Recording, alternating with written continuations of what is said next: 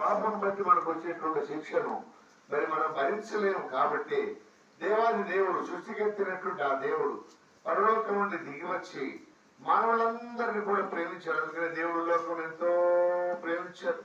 ఎందుకు ప్రేమించాడండి అని అంటే ఆయనలాగా ప్రేమించిన వారు, ఆయనలాగా క్షమించిన వారు ఎవరైనా ఉన్నారా? భూమి పుట్టిన మొదలుకొని నేటి వరకు అంటే మరి ప్రేమించి ప్రాణం పెట్టిన వాడు ఆయన. మరి లోకంలో నేను లేదా స్నేహితులు ప్రాణం తీసేవాడే గాని అయితే యేసు ప్రభువు నీ కొరకు నా కొరకు ప్రాణం పెట్టాడు. దేని కొరకంటే మన పాపం బట్టి మనము తీర్పులకు గురి కాకుండా, శిక్షకు గురి కాకుండా మనను ప్రేమించి మన ఎద్దుకు వచ్చాడు, ఎత్తుకుంటూ వచ్చాడు.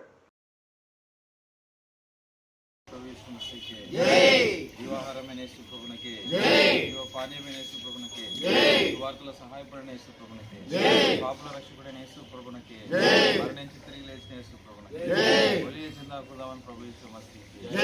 హల్లెలూయా. కటింగ్ అక్కడ సెపరేట్, అట్లా సెపరేట్ వాళ్ళ ఫ్యామిలీ ఫోటోలు కటింగ్.